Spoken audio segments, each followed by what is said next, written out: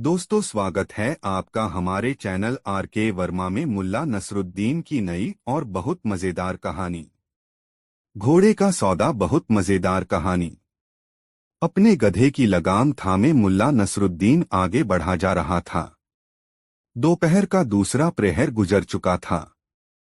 गर्मी की ज्यादती की वजह से चारों तरफ सन्नाटा था। धूल भरी गुब्बार उड़ रही थी। मुल्ला पसीने से तरबतर आगे बढ़ा जा रहा था। बाजार से गुजरते हुए उसने जानी पहचानी सड़कों को देखा। कहवा, चाय की दुकानों व मीनारों को पहचाना। 8-10 वर्षों के बाद भी कुछ चीजें ज्यों की त्यों थीं। हमेशा की तरह तालाब के किनारों पर मरियल कुत्ते आज भी सो रहे थे। मुल्ला नसरुद्दीन वहीं तालाब के किनारे एक पत्थर पर बैठ गया। बगल में ही चाय खाना था। उसने अपनी अंटी में से थैली निकाली। अब वह बिल्कुल खाली थी। गधे को उसने चरने के लिए एक ओर छोड़ दिया था। उसी से मुखातिब होकर वह बड़बड़ाया, बेटे, थैली बिल्कुल खाली है। सत्यानाश हो, टैक्स अफसर का सारी रकम निकलवा ली, वरना सामने वाली चाय की दुकान से एक चाय ही पी लेते। लेकिन खैर, कोई बात नहीं, खुदा भला करेगा, कोई युक्ति लड़ाते हैं। तभी उसकी नजर उस व्यक्ति पर पड़ी जो उसकी कंगाली का कारण था। यह वही कर अधिकारी था जो घोड़े पर चढ़ा चाय की दुकान की ओर आ रहा था। 2 सिपाहियों ने उसके घोड़े की लगाम पकड़ी हुई थी और धीरे धीरे घोड़े के साथ भाग रहे थे। सिपाहियों ने चाय की दुकान के बाहर बड़े सम्मान से अपने अधिकारी को उतारा। वह मोटा तुंदियल दुकान में चला गया। दुकान के मालिक ने उसे बाहर से ही लपक लिया। खींसे निपोरते हुए वह उसे अंदर ले गया और सम्मानपूर्वक रेशमी गद्दे पर बैठाया। फिर उसने बेहतरीन चाय का प्याला उसकी खिदमत में पेश किया। बाहर तालाब के किनारे बैठा मुल्ला नसरुद्दीन यह सब देख रहा था। उसका इतना आदर सम्मान होते देखकर मुल्ला के सीने पर सांप लौट रहे थे। वह बुदबुदाया, देखो तो मेरी कमाई किस ऐश से उड़ा रहा है। अधिकारी ने सुड़क सुड़क कर चाय पी, फिर वहीं गद्दे पर लुढ़क गया। जल्दी ही उसके खर्राटों की आवाज चायखाने में गूंजने लगी। करभीक भी उसके होंठ चटकने और हलक से गर्र गर्र की आवाज भी सुनाई देने लगती थी। दूसरे मेहमानों ने इस ख्याल से धीरे धीरे बोलना शुरू कर दिया कि कहीं कर अधिकारी की नींद में खलल न पड़ जाए। पहरेदार उसके अगल-बगल बैठकर पत्तों से उसकी मक्खियां उड़ा रहे थे। कुछ देर बाद जब अधिकारी गहरी निद्रा में सो गया तो दोनों ने आंखों ही आंखों में कुछ इशारा किया, फिर उठकर बाहर आ गए। घोड़े के आगे घास डाली और नारियल की पैंदी का एक हुक्का लेकर दुकान की बगल में ही झाड़ियों से घिरे कुछ सुनसान और अंधकारपूर्ण स्थान में चले गए। कुछ देर बाद ही मुल्ला ने हवा में गांजे की महक तैरती महसूस की। कुछ ही देर में पहरेदार मदहोश हो चुके थे। सुबह शहर के फाटक पर घटी घटनाओं के मद्देनजर मुल्ला नसरुद्दीन ने सोचा कि कहीं पहरेदार उसे पहचान न लें। अब यहां से खिसक लेने में ही भलाई है। बेटा नसरुद्दीन, पेट भरने के लिए आधा तनका कहां से आएगा, उसने सोचा। फिर आसमान की ओर चेहरा उठाकर बड़बड़ाया, या खुदा मदद कर। तूने न जाने कितनी बार मुल्ला नसरुद्दीन की मदद की है। हे मेरे परवरदिगार, आज फिर मुल्ला नसरुद्दीन पर रहमत की नजर कर। अरे सुन, तभी किसी ने उसे पुकारा। मुल्ला ने पलटकर देखा। एक सजीदजी घोड़ा गाड़ी उसके सामने खड़ी है। एक आदमी कीमती साफा और कीमती कपड़े पहने गाड़ी की खिड़की से झांक रहा है। उसे देखकर मुल्ला समझ गया कि अल्लाह ने उसकी सुन ली है और कोई खुदाई मददगारा पहुंचा है। जबकि उस रईस अजनबी ने सिर से पांव तक उसे देखते हुए बड़े ही रुआब से कहा, मुझे यह घोड़ा बहुत पसंद है। बोल, क्या यह बिकाऊ है? उसका इशारा नसरुद्दीन से 4 कदम की दूरी पर चल रहे कर अधिकारी के घोड़े की तरफ था। मुल्ला का गधा उससे कुछ ही दूरी पर था। ऐसा लगता था जैसे उस अरबी और शफ़ाक तथा चमकीली आंखों वाले उस घोड़े का मालिक मुल्ला नसरुद्दीन ही हो। आसपास कोई दूसरा था भी नहीं। मुल्ला भी सारी स्थिति को समझ गया और बात बनाते हुए बोला, दुनिया में ऐसा कौन सा घोड़ा है जो बिक नहीं सकता। अजनवी रईस उत्साह से भरकर पुनः बोला, सुनो दोस्त, शायद तुम्हारी जेब बिल्कुल खाली है, इसलिए मेरी बात ध्यान से सुनो। मैं यह नहीं जानना चाहता कि यह घोड़ा किसका है या तुम्हारे पास कहाँ से आया या पहले इसका मालिक कौन था, मुझे कुछ नहीं जानना है। तुम्हारे कपड़ों पर पड़ी गर्द से लगता है कि तुम कहीं बहुत दूर से आ रहे हो, मेरे लिए यही काफी है। तुम मेरी बात समझ रहे हो न? मुल्ला नसरुद्दीन मुंह से कुछ नहीं बोला। उसने केवल सिर हिला दिया। वह फौरन समझ गया कि अमीर क्या कहना चाहता है। वह इससे भी आगे की बात समझ गया कि अब क्या होने वाला है। अब तो उसने तहे दिल से यह दुआ करनी शुरू कर दी कि कोई गुस्ताख मक्खी अंदर सो रहेकर अधिकारी की नाक मुंह पर भिनभिनाकर कहीं उसे जगा न दे, वरना सारा खेल ही बिगड़ जाएगा। पहरेदारों की तो उसे कोई अधिक फिक्र थी नहीं, क्योंकि गांजे की महक हवा में अभी भी अपनी मौजूदगी दर्ज करा रही थी, जिससे जाहिर था कि वे दोनों नशे में धुत पड़े होंगे। अपनी समझ के अनुसार अमीर बड़े ही काबिलाना अंदाज में धीरे धीरे उसे लाइन पर ला रहा था। वह अपनी बात बड़ी ही गंभीरता से कह रहा था तथा अपनी बात कहने का उसका अंदाज भी बड़ा दार्शनिकों जैसा था। तुम्हें यह बात अच्छी तरह समझ लेनी चाहिए कि फटे पुराने चिथे पहनकर ऐसे शानदार घोड़े पर चढ़ना तुम्हें शोभा नहीं देता। मत भूलो कि यह बात तुम्हारे लिए खतरनाक भी साबित हो सकती है, क्योंकि कोई भी इस बात पर शक शुबह कर सकता है कि इस भिखारी के पास आखिर इतना बढ़िया घोड़ा कहाँ से आया। तुम मेरी बात समझ रहे हो ना? मुल्ला नसरुद्दीन की आंखों में उसके लिए प्रशंसा के भाव दिखाई देने लगे और वह स्वीकारने वाले अंदाज में जल्दी जल्दी सिर हिलाने लगा, मानो कहना चाहता हो कि वाह मेरे आका, यह तो तुमने बड़े पते की बात कही। अपनी बात का रंग चढ़ते देखकर अमीर ने उसे कुछ खौफजदा करने की नीयत से कहा, बरखुदा, इस बात की भी बड़ी गुंजाइश है कि तुम्हें कैद में डाल दिया जाए। मुल्ला नसरुद्दीन का सिर स्वीकारने वाले अंदाज में जल्दी जल्दी हिला। अपनी आंखों में भी उसने खौफजदा होने के भाव पैदा कर लिए। फिर बड़े ही अदब से वह बोला, आप दुरुस्त फरमाते हैं मेरे आका। सचमुच यह घोड़ा मेरे जैसों की औकात से कहीं बाहर की चीज है। मेरी यह फटी पुरानी और भिखमंगों जैसी पोशाक तो किसी गधे पर ही चढ़ने के काबिल है। मुझे तो ऐसे शानदार अरबी घोड़े पर सवारी करने की बात तो सपने में भी नहीं सोचनी चाहिए। मुल्ला नसरुद्दीन का जवाब सुनकर रईस बड़ा खुश हुआ।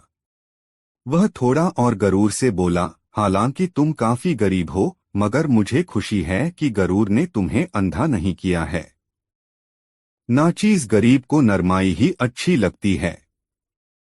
मुसाफिर सुंदर फूल बादाम के शानदार दरख्त पर ही शोभा पाते हैं, न कि किसी कटीली झाड़ी पर।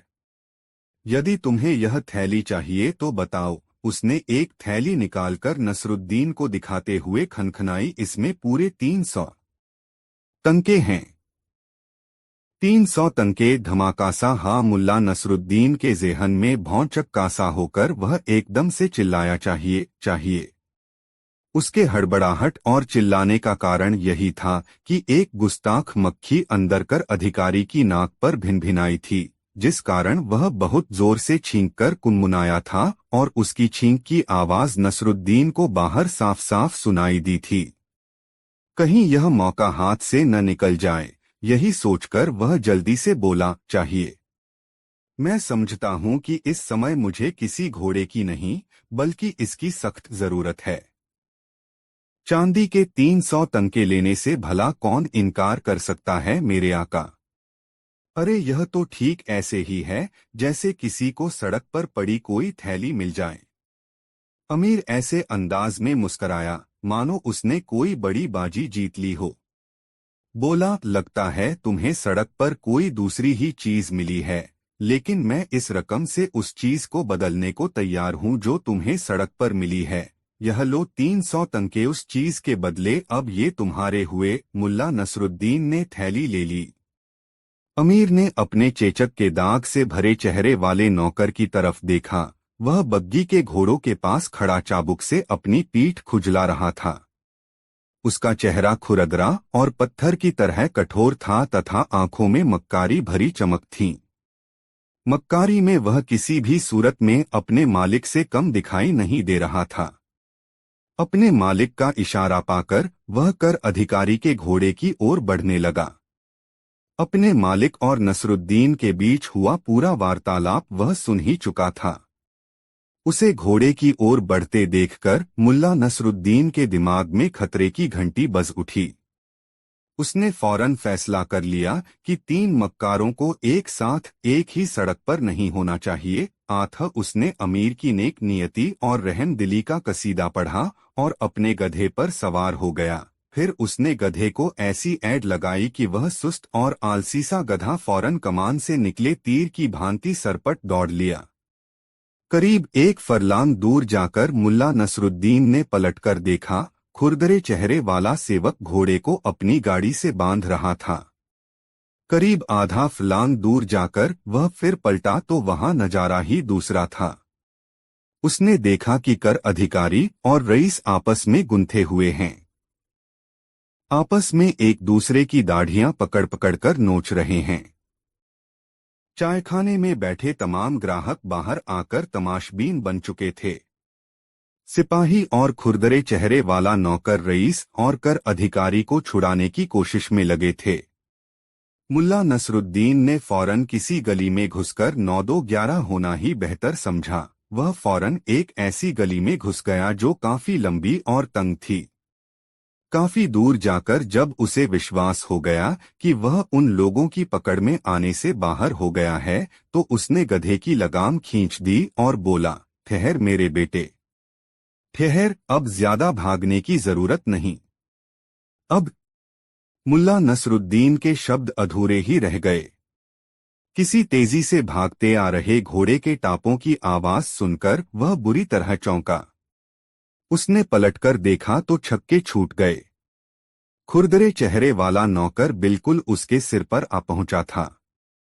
चिल्लाया, ओह मेरे वफादार गधे, जल्दी से भाग और मुझे यहां से वह निकाल ले चल, मैं तुझे बढ़िया नाश्ता कराऊंगा। लेकिन तब तक देर हो चुकी थी। वह घुड़सवार तेजी से उसके आगे आ चुका था। यह वही खुरदरे चेहरे वाला था जिसकी खामोश आंखों में वही मक्कारी भरी चमक थी। वह रईस की गाड़ी से खोलकर लाए घोड़े पर सवार था। उसने गली में घोड़े को आड़ा खड़ा करके नसरुद्दीन का रास्ता रोक लिया। मुल्ला नसरुद्दीन ऐसा हो गया जैसे उसे जानता ही न हो और बड़े कायदे, अदब और प्यार से बोला, ऐ भले मानुष, किसी और को भी निकल जाने दो। ऐसी संकरी गली में लोगों को सीधी सीधी सवारी खड़ी करनी चाहिए, आड़ी तिरछी नहीं। नौकर एक बदनीयत हंसी हंसा, फिर अपने नापाक इरादों का परिचय देते हुए बोला, अब तो इस रास्ते को भूल जाओ, अब तो तुम्हारे पास एक ही रास्ता है जो तुम्हें सलाखों के पीछे ले जाएगा। क्या तुम जानते हो कि घोड़े के उस असली मालिक टैक्स अफसर ने मेरे मालिक की आधी दाढ़ी नोच डाली है और मेरे स्वामी ने उसकी नाक तोड़ डाली है। अब कल अमीर की अदालत में पेश होने के लिए तैयार हो जाओ बरखुदा, तुम्हारे सितारे गर्दिश में आ गए हैं। मेरे भाई मुल्ला नसरुद्दीन ने आश्चर्य से आंखें फैलाकर कहा, तुम कहना क्या चाहते हो? आखिर इतने रुतबे वाले लोगों के लड़ने का क्या सबब है? और मुझे इन बातों से क्या लेना देना? तुमने मेरा रास्ता क्यों रोक लिया? क्या मैं उनका फैसला करूंगा? मेरे भाई, उन्हें अपना फैसला खुद कर लेने दो। खामोश, नौकर चिल्लाया, वापस चलो, तुम्हें उस घोड़े के बारे में जवाब देना है। किस घोड़े का भाई? नितांत अनजान बनते हुए मुल्ला नसरुद्दीन ने कहा। कैसा घोड़ा? किसका घोड़ा? ये बेअदबी, और वह भी मेरे साथ? खुरदरे चेहरे वाला गुर्राया। जानबूझकर अनजान न बन, मैं उस घोड़े की बात कर रहा हूँ जिसके एवज में मेरे मालिक ने तुझे तंकों से भरी थैली दी है। खुदा कसम भाई, तुम तो बड़ी गलतफहमी के शिकार हो। मुल्ला नसरुद्दीन ने आंखें तरेरी। दरअसल इस मामले में घोड़े का तो कुछ लेना देना ही नहीं है। तुमने तो वहां खड़े पूरी बात सुनी थी। तुम खुद ही सही फैसला करो। तुम्हारा मालिक बड़ा ही नेक है। एक गरीब की मदद करने के ख्याल से तुम्हारे रहमदिल मालिक ने मुझसे पूछा, क्या तुम 300 तंके लेना चाहोगे? मैंने हाँ कह दी और उसने मुझे चांदी की तंकों की यह थैली दे दी। खुदा उसे उम्रदराज करे। उसने मुझे रकम देने से पहले यह जानने के लिए कि मैं वास्तव में उसकी इस मेहरबानी के काबिल हूँ भी या नहीं, परखना चाहा कि मुझ में नरमाई और नेकी भी है या नहीं। उसने कहा, मैं नहीं जानना चाहता कि यह घोड़ा कहाँ से आया और किसका है। देखा था न तुमने? वह जानना चाहता था कि कहीं मैं घमंड में आकर अपने आप को घोड़े का मालिक तो नहीं बता रहा। मैं खामोश रहा। वह नेक और रहमदिल इंसान खुश होकर बोला, मेरे जैसों के लिए यह घोड़ा जरूरत से ज्यादा अच्छा है। मैंने उसकी बात मान ली तो वह और भी ज्यादा खुश हुआ। फिर उसने कहा कि मैं सड़क पर कोई ऐसी चीज पा गया हूँ जिसके बदले मुझे यह 300 तंके मिल सकते हैं। उसका इशारा जरूर मेरी ईमानदारी और इस्लाम के प्रति मेरे यकीन की तरफ था। यह यकीन मुझे पाक जगहों पर घूमने से हासिल हुआ है। इसके बाद ही उसने मुझे इनाम दिया। इस नेक काम के जरिए वह कुरान शरीफ में बताए गए जन्नत को जाने के मार्ग में पड़ने वाले उस पुल पर से अपना सफर अधिक आसान बनाना चाहता था, जो बाल से भी अधिक बारीक है और तलवार की धार से भी अधिक तेज है। इबादत के वक्त मैं खुदा को तुम्हारे मालिक के इस नेक काम का हवाला दूंगा ताकि अल्लाह ताला उस पुल पर उसके लिए बाड़ लगवा दे। खुरदरे चेहरे वाले ने बड़ी खामोशी से उसकी बात सुनी। इस बीच वह चाबुक से अपनी पीठ सहलाता रहा। पूरी बात सुनने के बाद वह एक कायांसी हंसी हंसा, फिर बोला, ए मुसाफिर, तुम्हारी बात बिल्कुल सही है। आखिर इस बात का मतलब पहले मेरी समझ में क्यों नहीं आया? तुम्हारी बातचीत का मतलब बड़ा ही नेक है, लेकिन क्योंकि उस दूसरी दुनिया के रास्ते का पुल पार करने में तुमने मेरे स्वामी की सहायता करने का निर्णय लिया है, तो अधिक सुरक्षा तो इसी में है कि यह बाड़ पुल के दोनों ओर लगाई जाए। मैं भी खुशी खुशी खुदा से दुआ करूंगा कि वह मेरे स्वामी के लिए दूसरी तरफ भी बाड़ लगा दे। तो मांगो दुआ, मैंने कब मना किया है? मुल्ला नसरुद्दीन बोला, कौन रोकता है तुम्हें, बल्कि यह तो तुम्हारा फर्ज है। क्या कुरान में नहीं कहा गया है कि गुलाम और नौकरों को अपने मालिक के लिए रोजाना दुआ मांगनी चाहिए और इसके लिए उन्हें अलग से किसी इनामो इकराम की भी उम्मीद नहीं रखनी चाहिए? खुरदरे चेहरे वाले के चेहरे पर क्रोध के भाव उभरे। आंखें फैल गईं और घोड़े को ऐड लगाकर मुल्ला नसरुद्दीन को दीवार की ओर दबाकर वह गुर्राया, चल गधे को वापस मोड़, जल्दी कर, तेरा फैसला तो अमीर की अदालत में ही होगा। अरे यार, तुम तो ख्वाहमख्वाह खफा हो रहे हो। कुछ नर्म पड़ते हुए मुल्ला नसरुद्दीन बोला, पहले मेरी पूरी बात तो सुन लो। मैं तो 300 तंकों के हिसाब से इतने ही शब्दों की दुआ करने वाला था, लेकिन अब मैं समझता हूँ कि मैं 250 शब्दों की ही दुआ पढ़ लूंगा। हालांकि मेरी ओर की बाढ़ कुछ मोटी तली हो जाएगी, मगर खैर कोई बात नहीं। ऐसा करो, 50 शब्दों की दुआ तुम भी पढ़ लेना। खुदा तो सब कुछ जानता है, वह उतनी ही लकड़ी की बाढ़ तुम्हारी तरफ से भी दूसरी ओर लगा देगा। क्यों? खुरदरे चेहरे वाले ने आंखें तरेरी, मेरी तरफ की बाढ़ तुम्हारी तरफ का छठा हिस्सा क्यों? अरे भाई, वह सबसे अधिक खतरनाक स्थान पर जो बनेगी। नहीं, नौकर अकड़ गया, मुझे ऐसी छोटी बाढ़ कबूल नहीं। इसका मतलब तो यह हुआ कि पुल का कुछ हिस्सा बिना बाढ़ के ही रह जाएगा। इससे तो मेरे मालिक को खतरा पैदा हो जाएगा। मैं तो उस खतरे की बात सोचकर ही सहम जाता हूँ। मेरी राय तो यह है कि हम दोनों को 150 शब्दों की दुआ मांगनी चाहिए ताकि पुल के दोनों तरफ एक सी बाड़ लगे। कम से कम दोनों तरफ सुरक्षा तो रहे। फिर चेतावनी सी देते हुए वह बोला, अगर तुम मेरी बात से इत्तेफाक नहीं रखागे तो इसका यही मतलब होगा कि तुम मेरे मालिक का बुरा चाहते हो। तुम चाहते हो कि वह पुल से नीचे गिर जाए। अगर ऐसा चाहते हो तो तुम्हें जेल का रास्ता देखना होगा। मुल्ला नसरुद्दीन को लगा कि यदि कहानी ज्यादा लंबी खिंची तो उसकी अंटी से थैली खिसक जाएगी। इसलिए उसने 150 शब्दों की दुआ ही कबूल कर ली और जब उन दोनों ने अपना अपना रास्ता पकड़ा तो मुल्ला नसरुद्दीन की थैली का आधा वजन कम हो चुका था। दोस्तों, वीडियो को एक लाइक जरूर कर दे। दो अफरातफरी और तबाही नई मजेदार कहानी। गधे के कानों में न जाने कैसे अपने मालिक की कातर आवाज पड़ गई और वह उछलकर बड़ी ही इंकलाबी आवाज में रेंका। फिर वह खूंटा तोड़कर अपने मालिक की ओर भागा। जैसे ही वह बरसाती से बाहर की तरह लपका, वैसे ही एक बड़ा ढोल भी उसके साथ साथ आने लगा। दरअसल अंधेरे में बिना देखे भाले नसरुद्दीन ने उसे एक ढोल के कुंडे से बांध दिया था। यह वह ढोल था जिसे त्योहारों आदि के मौके पर बजा जाकर चाय खाने का मालिक अपने ग्राहकों को आकर्षित करता था। वही ढोल एक पत्थर से जा टकराया, फलस्वरूप एक तेज आवाज हुई। गधे ने पीछे मुड़कर देखा। इस बार ढोल दाईं ओर एक बच्ची से टकरा गया। फिर तेज आवाज हुई, ढम्म। गधे ने सोचा कि कोई शैतान उसके मालिक को छोड़कर उसके पीछे आ रहा है। अब उनकी खैर नहीं। यह ख्याल मन में आते ही वह भयभीत हो उठा और बुरी तरह रेंकता हुआ पूंछ उठाकर बाजार की ओर भागा।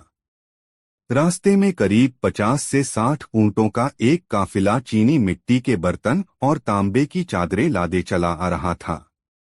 उन ऊंटों ने बुरी तरह रेंकते और धमकने गमकने वाले इस जानवर को अपनी ओर आते देखा तो वे भी घबराकर इधर उधर भाग निकले। घबराहट और बेतरतीब भागने के कारण उन पर रखा सामान जमीन पर गिर गिरकर चकनाचूर होने लगा। अजीब सी हौलनाक आवाजें वातावरण में सुनाई देने लगीं। बाजार से दूर जो लोग थे उन्होंने समझा कि बाजार में बलवा हो गया है। आथ वे जिधर मुंह उठा उधर ही भाग लिए और फिर देखते ही देखते पूरे बाजार में ही नहीं बल्कि आसपास की गलियों में भय और आतंक छा गयो। खनखनाहट, रेंकना, टिनटिनाहट, बर्तनों के गिरने की आवाज, चीख पुकार, बिल्कुल नर्क जैसा माहौल बन गया था। ऊंटों और घोड़ों के अंधाधुंध भागने से कितने ही तंबू और चायखानों की बरसातियां उखड़ गई थीं। इस खौफनाक शोर को सुनकर कितने ही लोग सोते से जाग गए थे और अधनंगे हो इधर उधर भाग लिए। घरों दुकानों में रोशनियां गुल हो गईं। भागने वाले अंधेरे में कभी किसी से भिड़ जाते तो कभी किसी जानवर की दुलत्ती खाते। दहशतनाक चीख पुकार मची हुई थी चारों तरफ। वे लोग समझ रहे थे कि कयामत का दिन आ गया है। मुर्गे पंख फड़फड़ाकर अजीब सी आवाज में चिल्लाने लगे। बकरियां और मेढ़े मिमियाने लगे थे। शोरगुल बढ़ता बढ़ता शहर की घनी आबादी तक जा पहुंचा था। शहर की चारदीवारी पर लगी तोपें दगने लगीं। शहर के पहरेदारों ने समझा कि कोई दुश्मन बुखारा में दाखिल हो गया है। महल के पहरेदारों ने समझा कि बगावत हो गई है। वहां से भी तोपें दागी जाने लगीं। शहर की मीनारों से मुल्ला सहमी हुई आवाजों में दुआएं मांगने लगे। सभी ओर अफरातफरी मची हुई थी। किसी को समझ में नहीं आ रहा था कि क्या हुआ और वह कहां जाए, क्या करे। अपने महल में अमीर भौचक कासा सिपहसालारों पर गरज बरस रहा था। मगर क्या हुआ, कैसे हुआ, यह सब केवल एक शख्स ही जानता था और वो था मुल्ला नसरुद्दीन। वह बौखलाए ऊंटों व घोड़ों से बचताबचाता उस दिशा में भाग रहा था जिधर यह खौफनाक शोर पैदा करता उसका गधा। भागा जा रहा था, मगर लाख कोशिशों के बावजूद वह गधे को पकड़ नहीं पाया।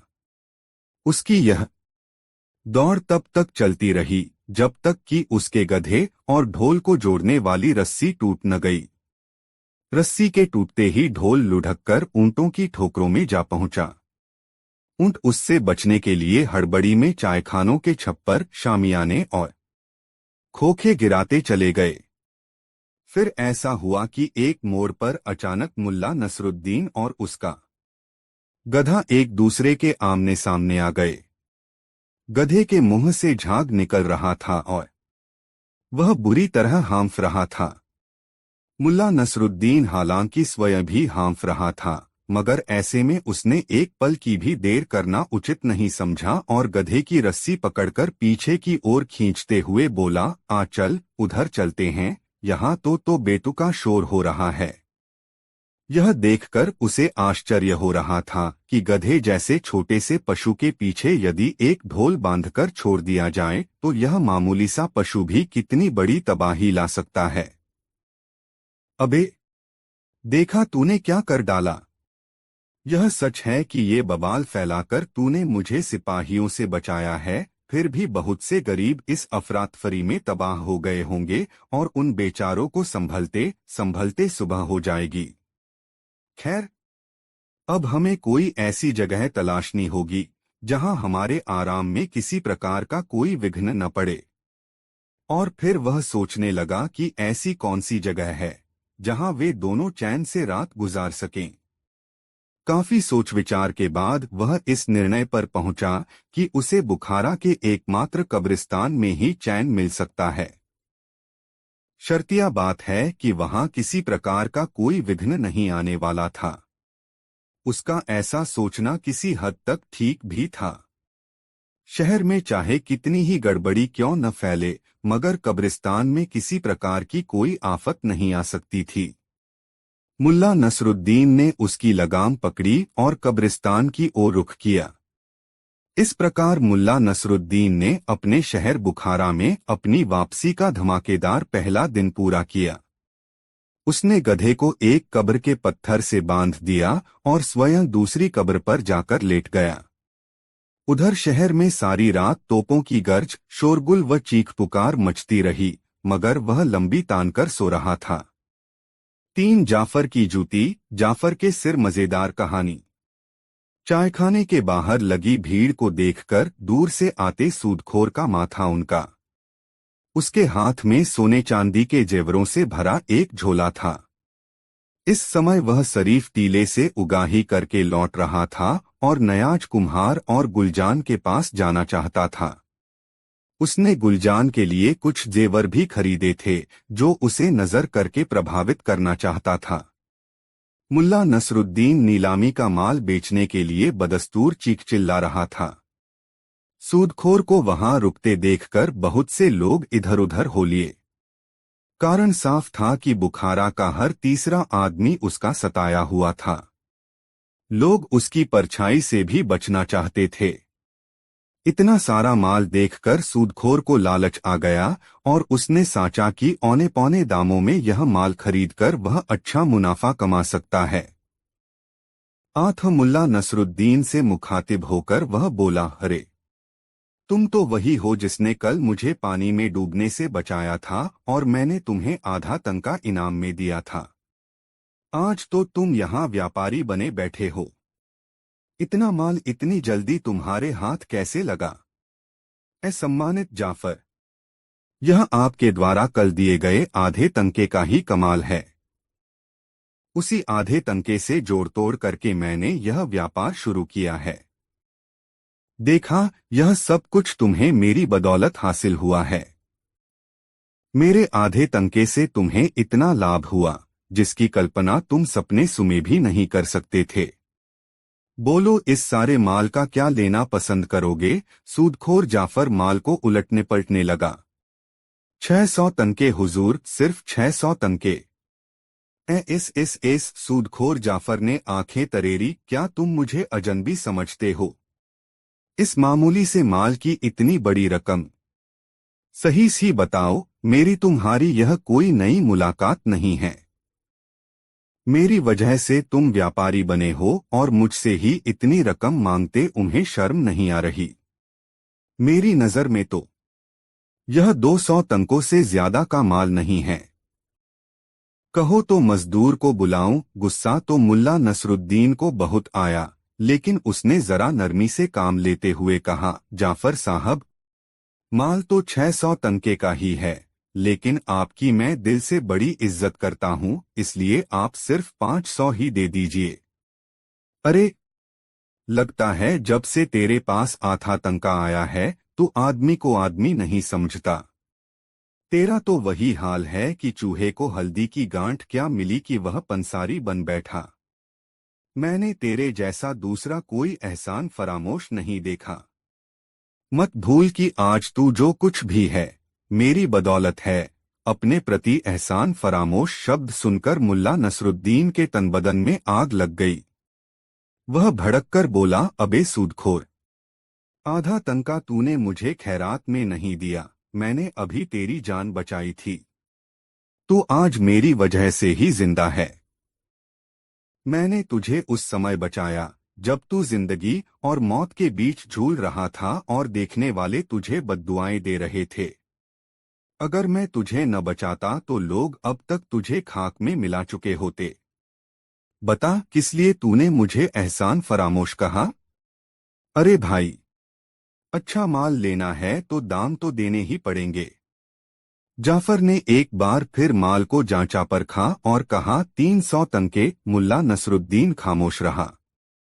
जाफर ने अपनी पारखी नजरों से सारे माल का मूल्यांकन करके हिसाब लगा लिया था कि वह सारा माल 700 तंकों से कम का नहीं है। वह फिर बोला, 350 तंके।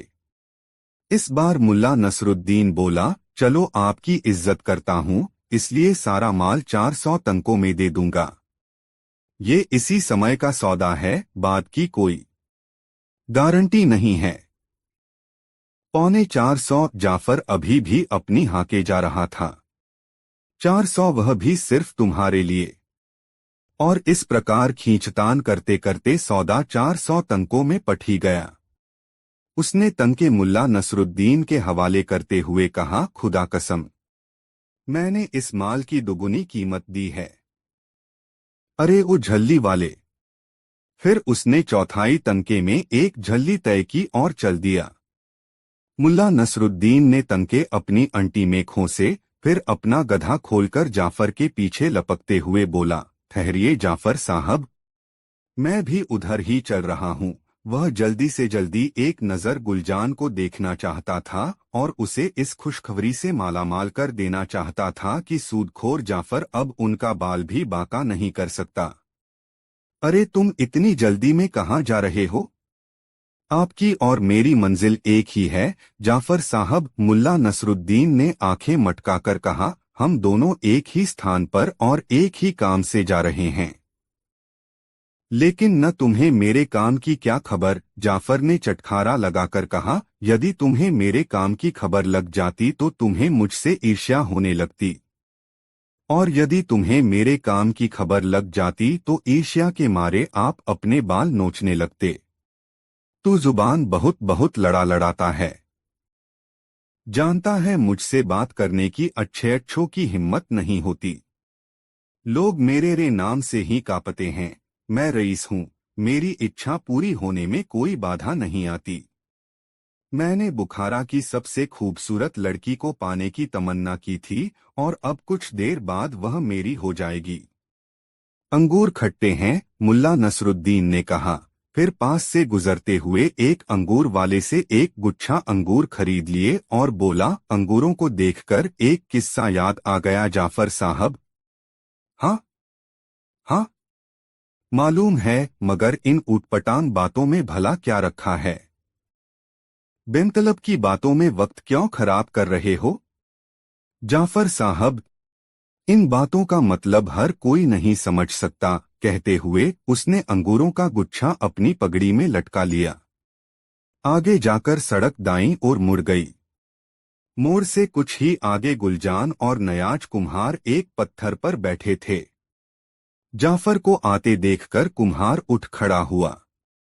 उसकी आंखों के दीप जैसे बुझ चुके थे और वह पत्थर जैसी दिखाई दे रही थीं। गुलजान ने भी एक दर्द भरी सर्द आह भरकर मुंह दूसरी ओर फेर लिया। वह बड़े ही मर्मांत स्वर में कराही, हम लुट गए अब्बू। हमें अब इस शैतान के पंजे से कोई नहीं बचा सकता। या अल्लाह, मदद कर। जाफर उसके बिल्कुल करीब पहुंच गया। पत्थर को भी पिघला देने वाली गुलजान की सिसकियों का भी उस पर कोई प्रभाव नहीं पड़ा। वह उसके यौवन से अपनी हवस की भूख मिटाना चाहता था। कुम्हार, मियाद खत्म हो चुकी है। कानून के मुताबिक अब तुम दोनों मेरे गुलाम हो। आज से तेरी बेटी मेरी गुलाम व रखैल होगी। कहते हुए उसने गुलजान का नकाब पूरे अधिकार से उलट दिया। फिर बोला, देखो, यह बुखारा की सबसे हसीन लड़की आज मेरी सेज की शोभा बनेगी। अब मुझे बताओ कि किसको किससे ईर्ष्या करनी चाहिए। मैं मानता हूं कि यह लड़की बेपनाह खूबसूरत है, लेकिन क्या आपके पास कुम्हार की रसीद है? बड़े सब्र से मुल्ला नसरुद्दीन ने उससे पूछा। हाँ हाँ है, क्यों नहीं, जाफर ने कहा। यह देखो, बिल्कुल पक्की रसीद है। कर्ज की रकम व अदा करने की तारीख साफ साफ पढ़ लो और ये देखो, नीचे कुम्हार के अंगूठे का निशान भी है। जाफर ने रसीद दिखाते हुए कहा। मुल्ला नसरुद्दीन ने उसके हाथ से रसीद ले ली। तब तक गुलजान को रोते सिसकते देखकर कुछ राह चलते लोग भी वहां रुक गए थे।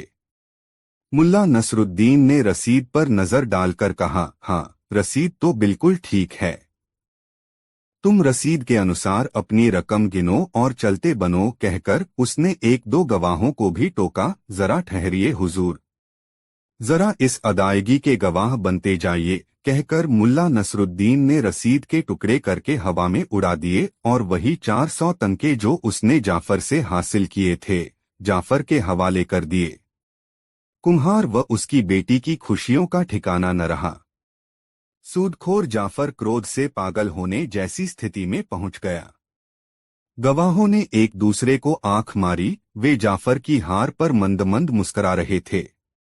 मुल्ला नसरुद्दीन ने पगड़ी में खोसा अंगूर का गुच्छा निकालकर एक मोटा सा अंगूर मुंह में रखा और चटकारा लगाया। सूदखोर का पूरा बदन क्रोध से कांप रहा था। उसकी इकलौती आंख सुर्ख होकर क्रोध की अधिकता के कारण बाहर को उबल पड़ी थी।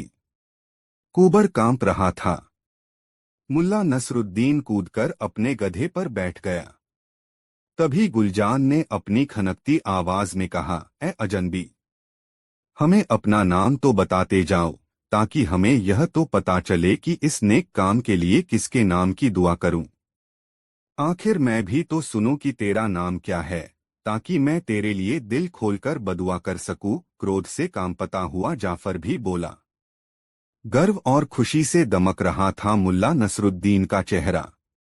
उसने बुलंद आवाज में कहा, सुनो जाफर, बगदाद हो या तेहरान, इस्तांबुल हो या बुखारा, लोग मुझे एक ही नाम से जानते हैं और वह है सबका प्यारा, सबका दुलारा, मुल्ला नसरुद्दीन। यह नाम सुनते ही सूदखोर जाफर को ऐसा लगा मानो उसके वजूद पर बिजली गिर पड़ी हो। आश्चर्य और भय से उसका चेहरा सफेद पड़ गया। उसने झल्ली वाले को आगे की ओर धकेल कर कहा, भागो, जल्दी भागो, सिर पर पैर रखकर भागो। मुल्ला नसरुद्दीन हमारे पीछे पड़ा है, जल्दी भागो। वह गोली की भांति भागा। हालांकि लंगड़ाहट और कुबड़ की वजह से वह भागने में असमर्थ था, मगर मुल्ला नसरुद्दीन का खौफ ऐसा था कि वह जान छुड़ाकर भाग रहा था। जबकि उपस्थित लोगों को जैसे ही पता चला कि यह शख्स मुल्ला नसरुद्दीन है, वैसे ही वहां लोगों में उत्साह छा गया। मुल्ला नसरुद्दीन जिंदाबाद, गरीबों का सहारा, मुल्ला नसरुद्दीन। गुलजान भी अपना चेहरा नकाब में छिपाए खुदादा से दुआ कर रही थी कि या अल्लाह, अपने इस नेक बंदे को मेरी बाकी उम्र दे। उसका बाप नयाज कुम्हार भी कुछ ऐसी ही दुआएं मांग रहा था। जाफर रोता बिलखता अमीर की अदालत की ओर जा रहा था। बदहवासी और पागलपन में वह अपने सिर के बाल नोच रहा था। लोगों की बुलंद आवाजें पिघलते शीशे की भांति उसके कानों से टकरा रही थीं। हमारा प्यारा मुल्ला नसरुद्दीन, सबका दुलारा मुल्ला नसरुद्दीन। दोस्तों, वीडियो कैसी लगी कमेंट में जरूर बताएं। 4 मरीजों का इलाज, नई मजेदार कहानी। दोपहर तक काम करने के बाद मुल्ला नसरुद्दीन ने वेश बदला और बाजार की ओर निकल गया। वह बुखारा की स्थिति पर भी इस प्रकार नजर रखे हुए था कि सरकारी अफसर या मुल्ला मौलवी किस प्रकार जनता को बेवकूफ बना रहे या ठग रहे हैं। इस समय वह नकली दाढ़ी मूछ व बदखशा साफे में था।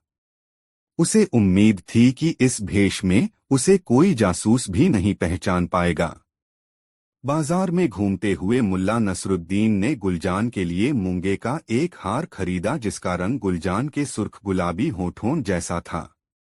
बाजार से घर की ओर लौटते समय अचानक एक स्थान पर आकर मुल्ला नसरुद्दीन को रुक जाना पड़ा। वहां एक मस्जिद के बाहर लोगों की भीड़ जमा थी। लोग उचकुचक कर मस्जिद की सीढ़ियों पर कुछ देखने का प्रयास कर रहे थे। एक मुल्ला मस्जिद की सीढ़ियों पर खड़ा कह रहा था, ऐ मुस्लिम भाइयों, जो आदमी यहाँ इस मस्जिद की पाक सीढ़ियों पर लेटा हुआ है, 10 वर्ष पुराना लकवे का मरीज है। इसका जिस्म हिलडुल नहीं सकता, आंख भी नहीं खोल सकता।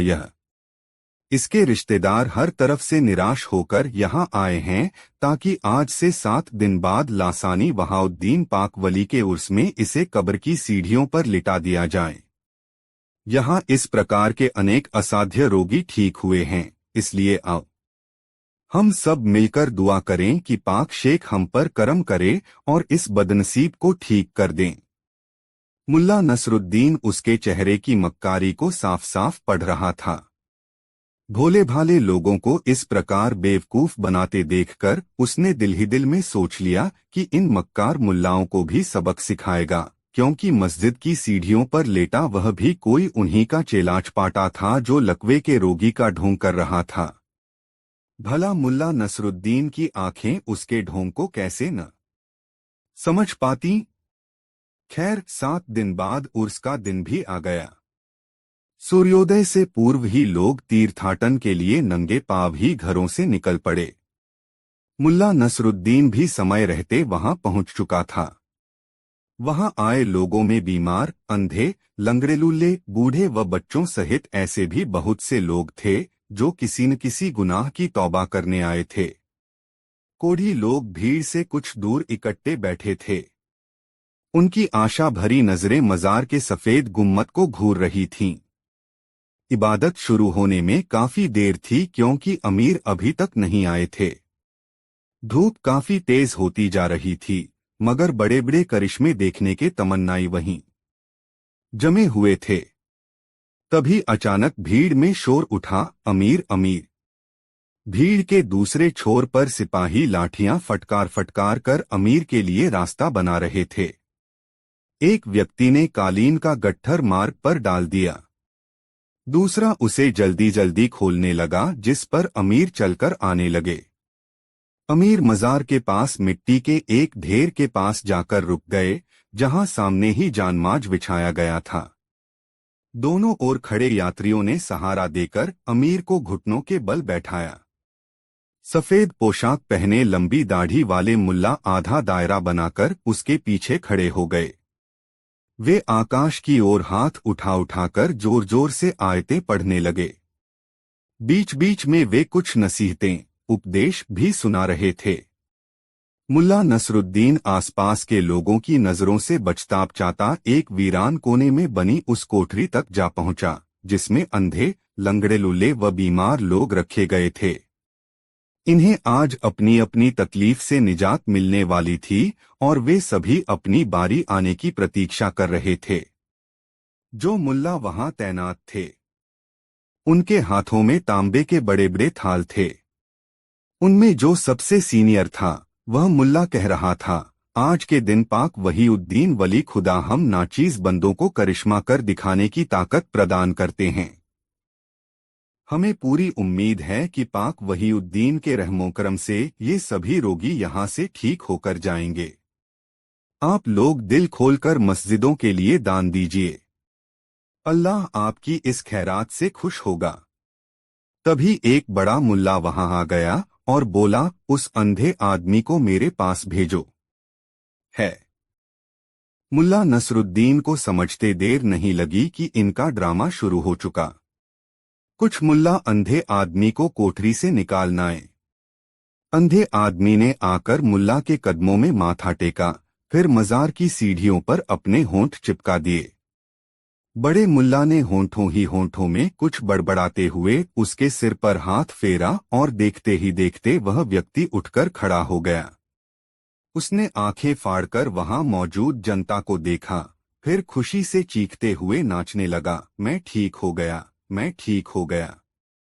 वहाउद्दीन वली, तेरे रहमो करम से मैं बिल्कुल ठीक हो गया हूँ।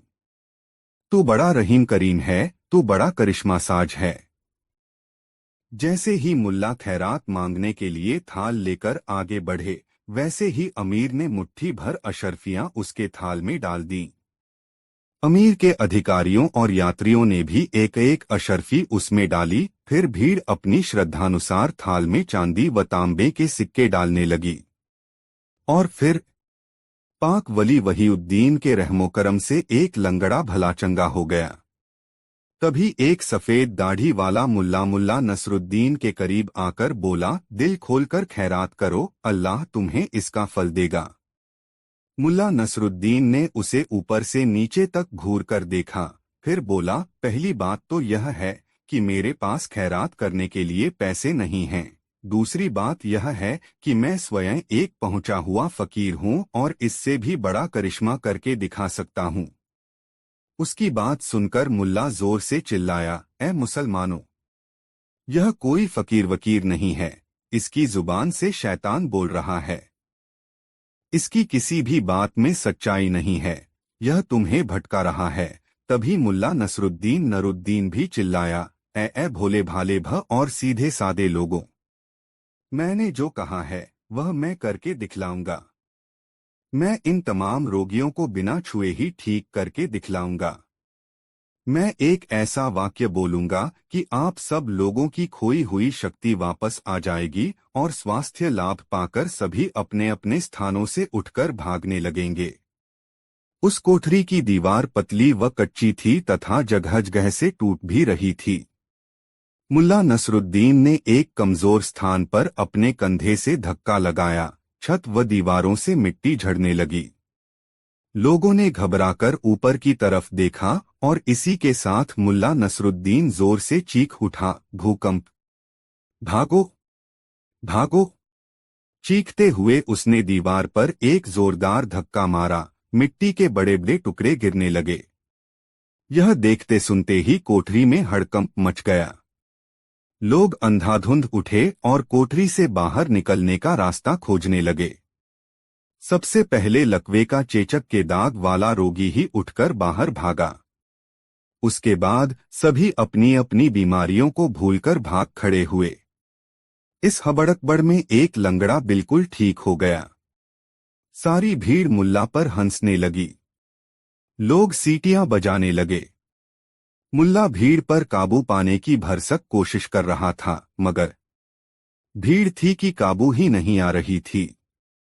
तभी कोई जोर से चिल्लाया, मुल्ला नसरुद्दीन! और फिर सारी की सारी फिजा इस आवाज से गूंज उठी, मुल्ला नसरुद्दीन आ गया, मुल्ला नसरुद्दीन आ गया। मुल्ला मौलवी चीखने चिल्लाने लगे तथा भीड़ के बीच से अपनी जान बचाकर भागने की कोशिश करने लगे। उनके हाथों में जो थाल थे वे भीड़ की अफरातफरी में उलट गए और सारे सिक्के इधर उधर बिखर गए। दोस्तों, वीडियो को एक लाइक जरूर कर दे। 5 मुल्ला नसरुद्दीन का हंगामा बहुत मजेदार कहानी। मुल्ला नसरुद्दीन सीधा उस दुकान पर पहुंचा जहां 2 महीने पहले उसने अपना असली परिचय देकर नयाज कुम्हार के लिए 400 टंके जुटाने के लिए नीलामी का सामान एकत्र किया था। उसी दिन से मुल्ला नसरुद्दीन से तुंदियल चाय वाले ने दोस्ती गांठ ली थी। उचित अवसर देखकर मुल्ला नसरुद्दीन ने उसे पुकारा। अली। अली ने चौंककर द्वार की ओर देखा। सामने खड़ी एक स्त्री को देखकर वह हकबकाया।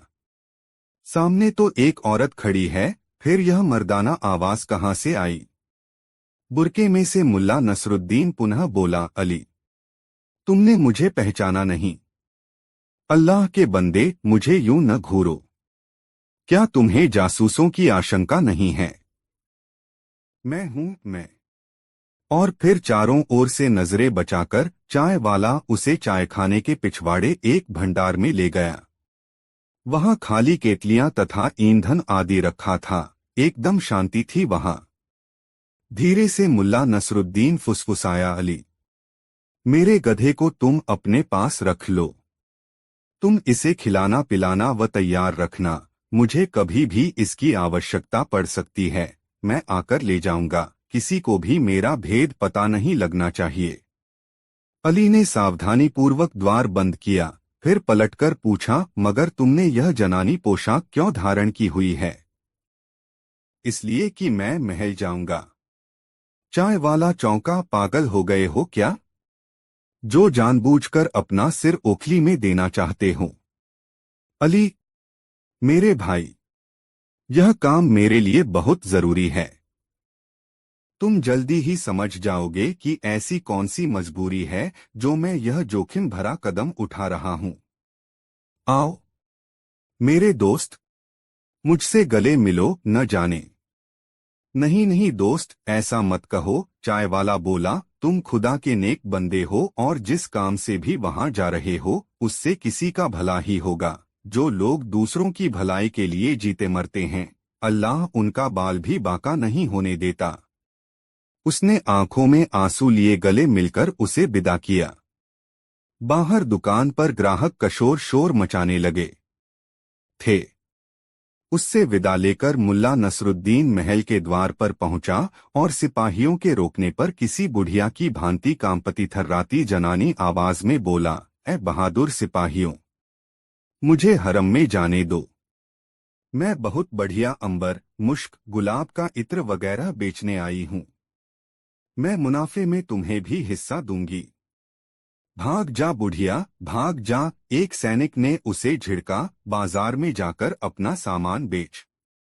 इस प्रकार अपने उद्देश्य में विफल होकर वह काफी गमगीन तथा उदास दिखाई दे रहा था। उसके पास समय बहुत कम था, क्योंकि दोपहर के बाद सूर्य धीरे धीरे डूब रहा था। उसने महल की चारदीवारी के चारों ओर चक्कर काटा, मगर एक छोटा सा छेद भी उसे किसी दीवार में न मिला। यहाँ तक कि नालियों पर भी इस्पात की जालियां लगी हुई थीं। मुल्ला नसरुद्दीन ने सोचा, मुझे महल में जाना ही होगा, इसके लिए चाहे मुझे कुछ भी क्यों न करना पड़े। यही संकल्प दोहराते हुए वह बाजार की ओर चल दिया। बाजार में एक तिराहे पर आकर वह इधर उधर देखने लगा। चारों ओर चहल पहल थी। तभी एक आवाज उसके कानों में पड़ी, अभी अभी तुमने बताया था कि तुम्हारा शौहर तुम्हें बिल्कुल भी नहीं चाहता, वह तुम्हारे साथ हम बिस्तर भी नहीं होता और न ही तुमसे प्यार करता है। इस परेशानी का एक उपाय हो सकता है, लेकिन वह उपाय मुझे मुल्ला नसरुद्दीन से पूछना होगा। मुल्ला नसरुद्दीन इत्तफाक से आजकल यही है। तुम मुझे उसकी खबर दो कि वह कहाँ रह रहा है। वह और मैं मिलकर शीघ्र ही तुम्हारे शौहर को जल्दी ही ठीक रास्ते पर ले आएंगे। मुल्ला नसरुद्दीन ने इस आवाज के करीब जाकर देखा कि चेचकरू जासूस एक नमदे पर कुछ मनके बिखेरकर एक पुरानी सी किताब के पन्ने उलट रहा था। वह कह रहा था, ए औरत सुन, यदि तू मुल्ला नसरुद्दीन का पता न लगा सकी तो तेरा शौहर तुझसे हमेशा के लिए जुदा हो जाएगा और तुझ पर खुदा की लानत बरसेगी। मुल्ला नसरुद्दीन ने तय कर लिया कि इस नजूमी को सबक सिखाना पड़ेगा। वह नमदे के सामने बैठ गया और बोला, दूसरों के भाग्य का हाल बताने वाले ए नजूमी, मेरे भी भाग्य का हाल बता। यह कहकर उसने उसके मन के बिखेर दिए। नजूमी को गुस्सा आ गया, ए औरत, तुझ पर खुदा की मार है, मौत अपना काला साया तेरे सिर पर डाले हुए है। हो, यदि तू मुल्ला नसरुद्दीन का पता लगा सके तो तुझ पर से मौत का साया हट सकता है। उसके चारों ओर भीड़ लग चुकी थी। अच्छी बात है, मुल्ला नसरुद्दीन बोला, मैं मुल्ला नसरुद्दीन को ले आऊंगी। यह सुनते ही नजूमी बना चेचकरू जासूस चौंका। अच्छा, तो तू उसे कब तक मेरे पास ला सकती है? यही है वो तो, तुम्हारी आंखों के सामने। जरा आंखें खोलकर देखो। कहाँ है यहाँ? वह पागलों की भांति इधर उधर देखने लगा, फिर बोला, मुझे तो कहीं नजर नहीं आ रहा। फिर नजूमी होने का नाटक क्यों कर रहे हो? क्या तुम ग्रहों की चाल देखकर अनुमान नहीं लगा सकते कि वह तुम्हारे पास ही है? लो देखो, ये रहा मुल्ला नसरुद्दीन, कहकर उसने अपना नकाब उलट दिया। बोल, मुझसे क्या पूछना चाहता है? तू झूठा है, अमीर का जासूस है तू। नजूमी नहीं है, बल्कि इन भोले भाले मासूम लोगों को धोखा दे रहा है। यह सुनते ही भीड़ उत्तेजित हो उठी। जासूस, अमीर का जासूस, गंदा कुत्ता, मारो साले को, किसी ने कहा। यह सुनते ही चेचकरू जासूस ने अपना नमदा लपेटा और पूरी ताकत लगाकर अमीर के महल की ओर दौड़ पड़ा। महल के मुख्य द्वार के पास एक सीलन युक्त कोठरी में ढेरों सिपाही अलसाए से बैठे थे। चेचकरू वहां पहुंचा और पागलों की भांति चिल्लाया, न नसरुद्दीन, मुल्ला नसरुद्दीन। वह बाजार में औरत के वेश में घूम रहा है। यह सुनते ही सारे के सारे सिपाहियों के जिस्म में जैसे बिजली सी भर गई। सभी ने अपने अपने हथियार संभाले और द्वार की ओर झपट पड़े। हर कोई एक ही बात कह रहा था, मैं पकड़ूंगा मुल्ला नसरुद्दीन को। यह इनाम मेरा होगा। 3000 लंके। यह इनाम मुझसे बचकर जाएगा कहाँ? जैसे ही सिपाही बाजार की ओर झपटे, वैसे ही चारों ओर हड़बड़ी मच गई। लोग जान बचाकर इधर उधर भागने लगे। औरतें अपनी इज्जत बचाने के लिए सिर पर पाँव रखकर जिधर मुंह उठा उधर ही भाग लीं। इस भगदड़ में न जाने कितने बच्चे नीचे गिरकर पैरों तले रुंध गए। एक सिपाही ने औरत का नकाब उलट दिया। औरत भय से चीख उठी। दूसरे सिपाही भी वहां मौजूद औरतों से कुछ इसी प्रकार की हरकतें कर रहे थे। चारों ओर चीख पुकार मच गई। पूरे बाजार में किसी भी औरत का नकाब सलामत नहीं बचा। सिपाही उनसे अश्लीलता की हद तक बदतमीजियां करने लगे थे। उनके साथ मारपीट, छेड़छाड़ और वस्त्रहरण जैसी अनहोनी घटनाएं घट रही थीं। कोई भी कुछ समझ नहीं पा रहा था कि आखिर माजरा क्या है। औरतें अपनी सहायता के लिए चीख रही थीं, बचाओ, अरे कोई तो इन दरिंदों से हमें बचाओ। एक भिश्ती अपनी बीवी को बचाने की कोशिश में सिपाहियों से भिड़ गया। उसे देखकर अन्य राह चलते और दुकानदार आदि भी औरतों को बचाने के लिए सिपाहियों से जूझने लगे। सिपाही तलवारों से भीड़ को खदेड़ रहे थे। भीड़ भी अब हमलावर हो चुकी थी। वे सिपाहियों पर बर्तन, जूते, चप्पलें या और जो भी दूसरी चीज हाथ में आती फेंक मारते। लोहारों ने लोहे की नाले उन्हें फेंक फेंक कर मारी। कुम्हारों ने अपने घड़े उनके सिरों पर फोड़ दिए। चाय वालों ने गर्म पानी से भरी केतलियां उन पर फेंकनी शुरू कर दी। अब जब पब्लिक भड़की तो सिपाहियों को अपनी जान बचानी भारी पड़ गई। चारों ओर हाहाकार मच गया। अमीर जो अपने महल में चैन की नींद सो रहे थे, इस शोरगुल को सुनकर चौंक पड़े। उन्होंने खिड़की खोलकर बाहर का नजारा देखा तो दंग रह गए। फिर घबराकर उन्होंने जल्दी ही उसे बंद कर दिया। अभी हलक फाड़कर वे किसी को पुकारने ही वाले थे कि बख्तियार घबराया हुआ दौड़कर भीतर दाखिल हुआ। उसके चेहरे पर हवाइयां उड़ रही थीं। उसने कांपते हुए अमीर के आगे सिर झुकाया। हाँ हुजूर, हुजूर। अबे आगे भी तो कुछ बोल कमबख्त। तोपे कहाँ पर तैनात हैं? अरसला बेग कहाँ मर गया? अरसला बेग भी कांपता हुआ अमीर के सामने आ गया। वह घुटनों के बल जमीन पर गिर पड़ा और गिड़गिड़ाते हुए बोला, मेरे आका, मैं मैं आपका गुनहगार हूँ। मेरा सिर धड़ से जुदा करने का हुक्म जारी करें। कहते कहते वह रो ही पड़ा। अरसला बेग, अरसला बेग, धीरज से काम लो। अमीर उसके आंसुओं से प्रभावित होकर बोले, आखिर यह सब क्या हुआ? ए मेरे विद्वान आका, ए मेरे, इस प्रकार मिमियाना छोड़ो। खुलकर बताओ कि आपकी परेशानी और बदहवासी का क्या कारण है। बाजार में क्या हो रहा है? राज्य की हालत कैसी है? म मुल्ला नसरुद्दीन, मेरे आका, वह औरत के वेश में घूम रहा है। यह सब उसी की करतूत है मेरे मालिक। मैं लाख कोशिश के बाद भी उसे पकड़ नहीं सका। मेरा सिर कलम करवा दीजिए, अरसला बेग ने पश्चाताप करते हुए कहा। यह सुनते ही अमीर ने अपना सिर थाम लिया। उसकी आंखों के सामने अंधकार सा छा गया और उसे ऐसा लगा मानो वह गम की गहरी खाई में डूबता चला गया हो। दोस्तों, वीडियो अपने मित्रों को जरूर शेयर करें। 5 जादूगर मुल्ला नसीरुद्दीन। मजेदार कहानी। मुल्ला नसीरुद्दीन जब बुखारा में था तब उसकी शोहरत बुलंदियों पर थी। बुखारा के अमीर लोग मुल्ला नसीरुद्दीन की मोहब्बत पसंद करते थे। जब कभी किसी रईस के घर कोई दावत होती तो वहां से मुल्ला नसीरुद्दीन का बुलावा अवश्य आता। मुल्ला नसीरुद्दीन भी ऐसी दावतों में जाना पसंद करता था क्योंकि इससे कई तरह के लोगों से मिलना जुलना हो जाता था और आसपास घटित हो रही घटनाओं की जानकारी भी मिल जाती थी। एक दिन मुल्ला नसीरुद्दीन को बुखारा के एक बड़े रईस ने अपने घर दावत पर बुलाया। रईस के घर उसके पोते ने जन्म लिया था। पोते के जन्म से रईस बहुत खुश था। उसने बड़ी शान से पोते के जन्म का जश्न मनाने का फैसला किया था। इसलिए दावत में हर तरह के पकवान का इंतजाम उसने किया था।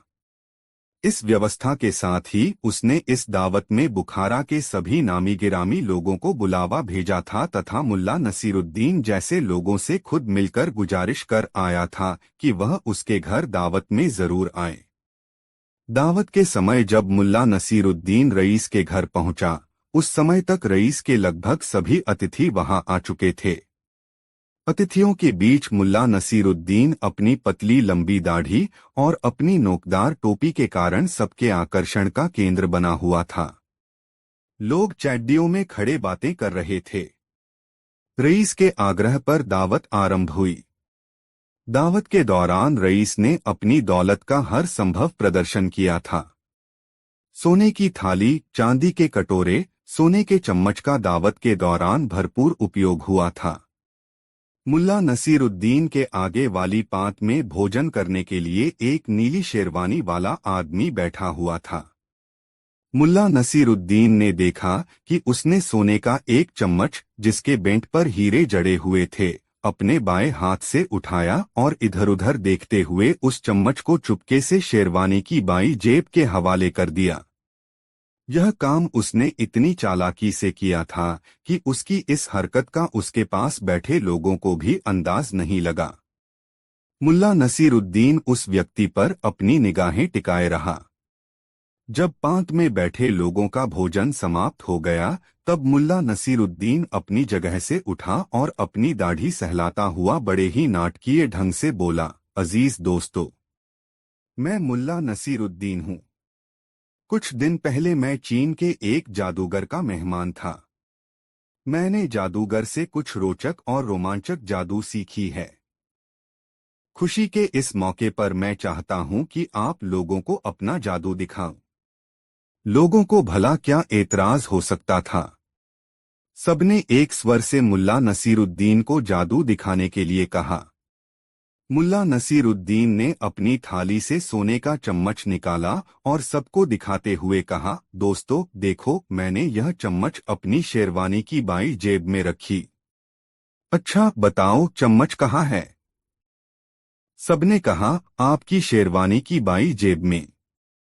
मुल्ला नसीरुद्दीन ने तपाक से कहा, गलत। फिर उसने दावत देने वाले रईस से कहा, जनाब, आप जरा नीली शेरवानी वाले महाशय की शेरवानी की बाईं जेब में हाथ डालकर देखें।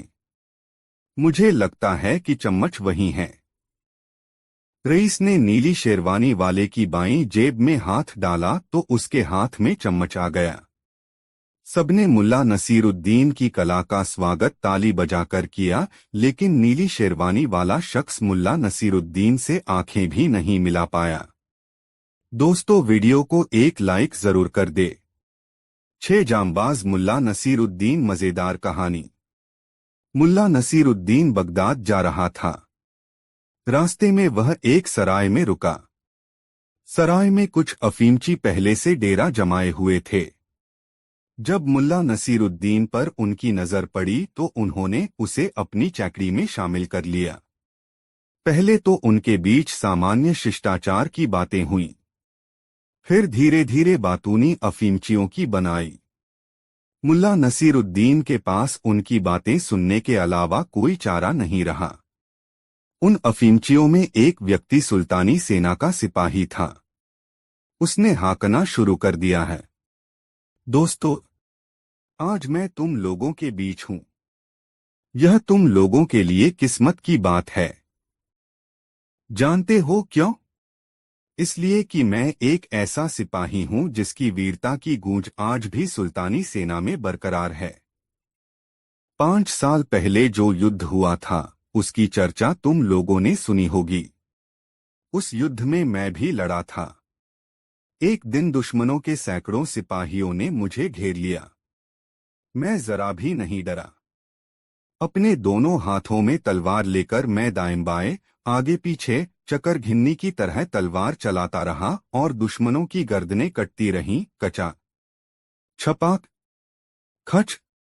थोड़ी देर में ही दुश्मन सेना के सारे सिपाहियों की लाशें युद्धभूमि में बिछ गई। मुल्ला नसीरुद्दीन अब तक उस सिपाही की बातें बड़े गौर से सुन रहा था।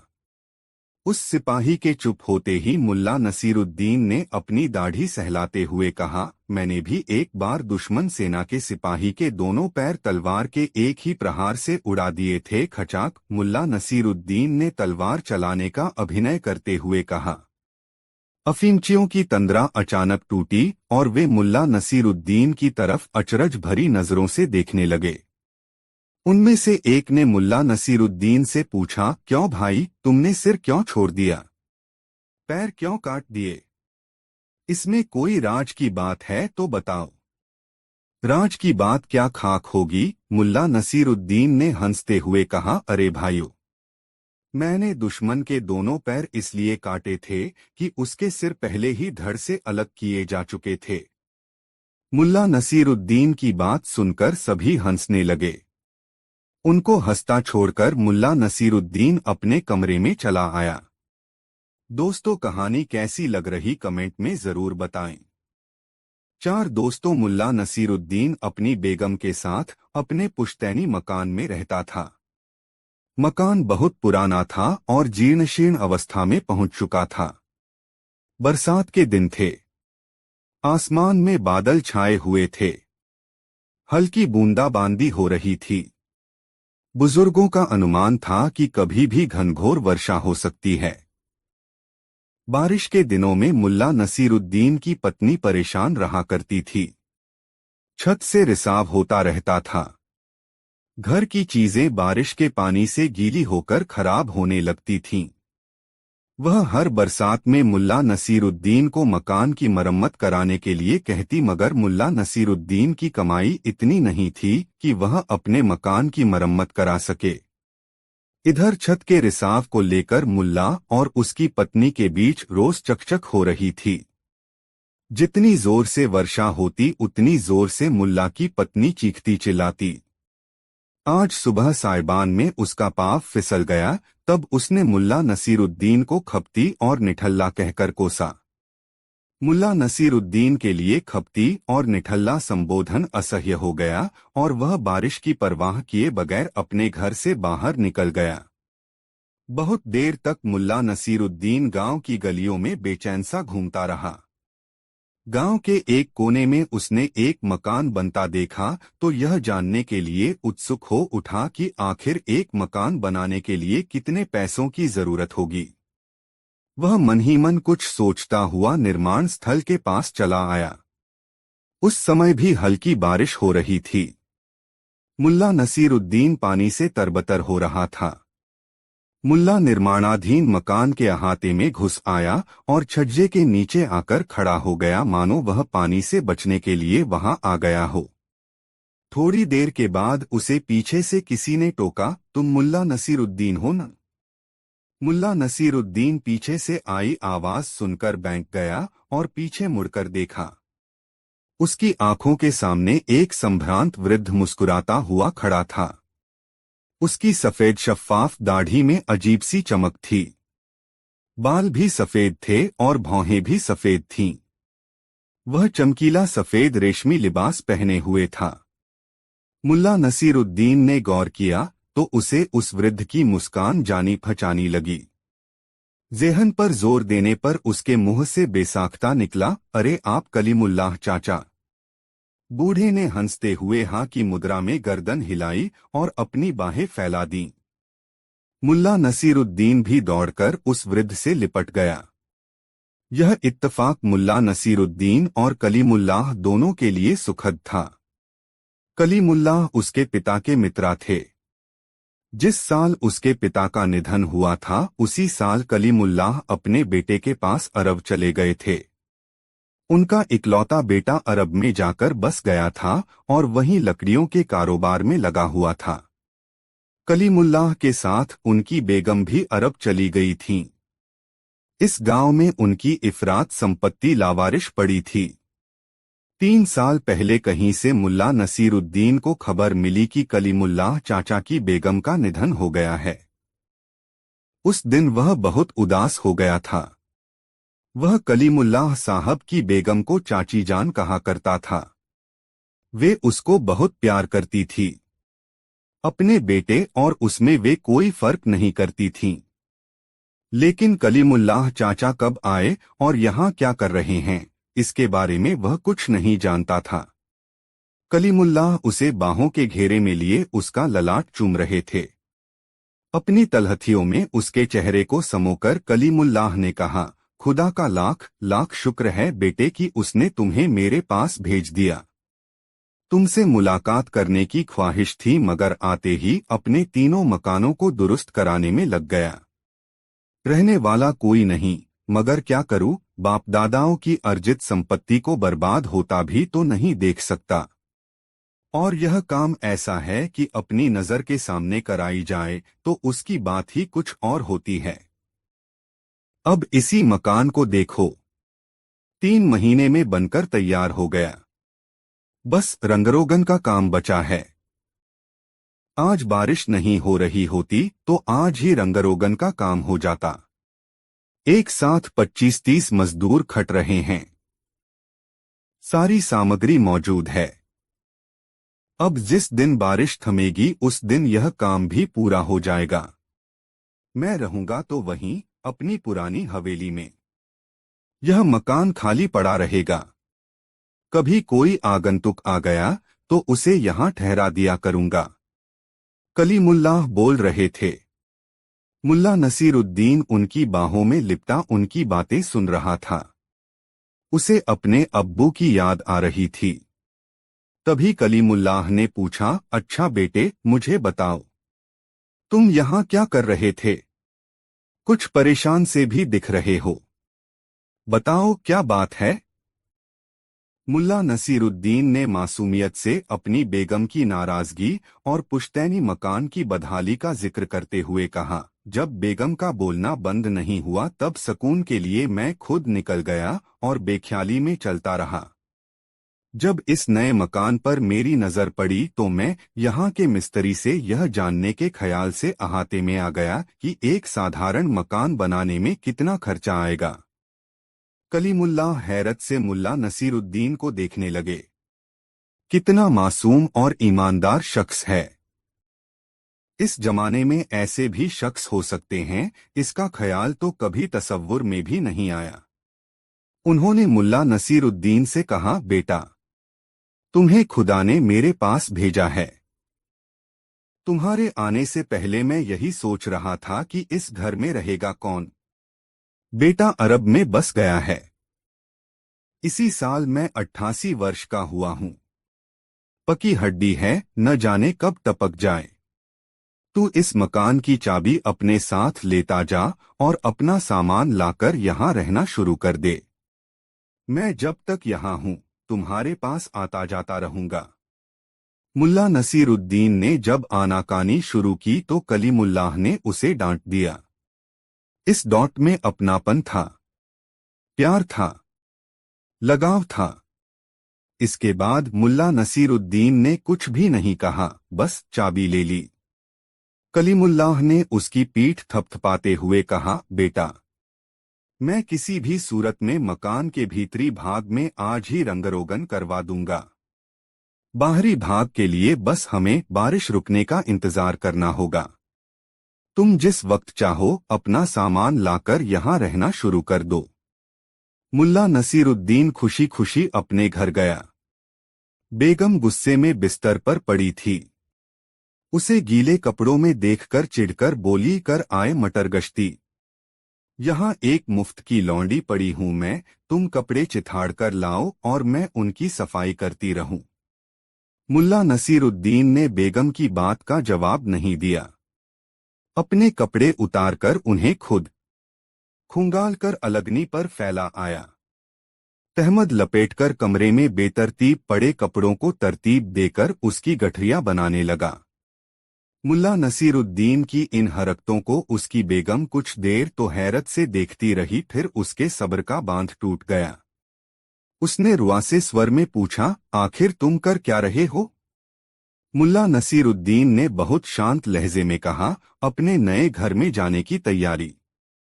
अपना नया घर? हैरत में पड़ी बेगम ने मुल्ला से पूछा, मानो उसने जो सुना हो उस पर उसे विश्वास नहीं हो रहा हो। हाँ बेगम, अपना नया घर। इस बार मुल्ला नसीरुद्दीन की आवाज में शोखी थी। उसने कलीमुल्लाह चाचा से मुलाकात का सारा वाकया अपनी बेगम को कह सुनाया और अपनी जेब से मकान की चाबी निकालकर दिखाई। अब बेगम के पास संदेह करने का कोई कारण नहीं रहा। दोनों मियां बीवी लग गए घर का असबाब जुटाने में। पूरा दिन निकल गया, लेकिन घर का सारा सामान तरतीब के साथ सजा सवार कर बांध लिया गया। एक दो तश्तरियां बाहर रख ली गई भोजन करने के लिए। मुल्ला नसीरुद्दीन ने बरसों बाद अपनी बेगम के चेहरे पर आत्मविश्वास की चमक देखी। घर का सामान बांधने का काम जब पूरा हो गया तब बेगम ने मुल्ला नसीरुद्दीन से पूछा, वह घर कैसा है? कितना बड़ा है? मुल्ला नसीरुद्दीन ने हंसकर कहा, महल जैसा होता है वैसा है। चाचा ने हर कमरे में जरूरत के मुताबिक फर्नीचर भी लगवाए हैं। समझो कि अलग से कुछ भी नहीं लेना है। मैं तो उस घर को सजाकर रखूंगी, कल्पना में डूबती सी उसकी बेगम बोली। ठीक है, जैसे रखना है वैसे रखना, मगर अभी यह सोचो कि सामान तो हमने बांध लिया है। आखिर यह सामान जाएगा कैसे? मुल्ला नसीरुद्दीन ने पूछा। क्यों, सामान ले जाने में क्या दिक्कत है? बेगम ने पूछा। दिक्कत ही दिक्कत है बेगम। आखिर सामान ले जाने वाले को कुछ मजदूरी तो देनी पड़ेगी। जेब में तो एक धेला भी नहीं है। खैर, कल दिन साफ रहा, बारिश नहीं हुई तब बाजार में जाकर किसी से कुछ काम मांग लूंगा। और इसके बाद दोनों मियां बीवी भोजन करके सो गए। मध्य रात्रि के बाद कुछ खटपट की आवाज से मुल्ला नसीरुद्दीन की नींद खुल गई। उसने बिस्तर पर पड़े पड़े देखा कि 4-5 आदमी घर में बांधकर रखे गए सामानों के गट्ठरों को उठाकर बाहर ले गए और उसी सड़क पर जाने लगे जिसके अंत में कलीमुल्लाह चाचा का वह निर्माणाधीन मकान था। चोर इत्मीनान से सिर पर गट्ठर उठाए तेज गति से बढ़े जा रहे थे। कुछ देर के बाद वह निर्माणाधीन मकान आ गया। तब मुल्ला नसीरुद्दीन ने बुलंद आवाज में चोरों से कहा, हाँ तो भाइयों, अब ये गट्ठर बाईं तरफ वाले मकान में ले चलो। मुल्ला की आवाज सन्नाटे में गूंजी और चोर डर के मारे सड़क पर ही सामान पटककर वहां से भागने लगे। मुल्ला ने चीखकर कहा, अरे भागते क्यों हो? अपनी मजदूरी तो लेते जाओ। मगर चोर रुके नहीं, भागते ही रहे और मुल्ला की नजरों से ओझल हो गए। मुल्ला नसीरुद्दीन ने जेब से चाबी निकाली, घर का फाटक खोला और बारी बारी से सारे गट्ठर उठाकर घर में रखकर फिर मकान के फाटक पर ताला लगाया और अपने घर आ गया। सबेरा हो चला था। बेगम जग गई थी। मुल्ला को देखते ही उसने पूछा, कहाँ चले गए थे? मुल्ला ने हंसते हुए कहा, सामान नए घर में रखने गया था। अब तुम भी चलो, वहीं हाथ मुंह धोना। बेगम आश्चर्य से मुल्ला नसीरुद्दीन को देखे जा रही थी। दोस्तों, यह मजेदार कहानी आपको कैसी लगी कमेंट में जरूर बताएं और चैनल सब्सक्राइब करना ना भूले। 6 असलीनकली नई मजेदार कहानी।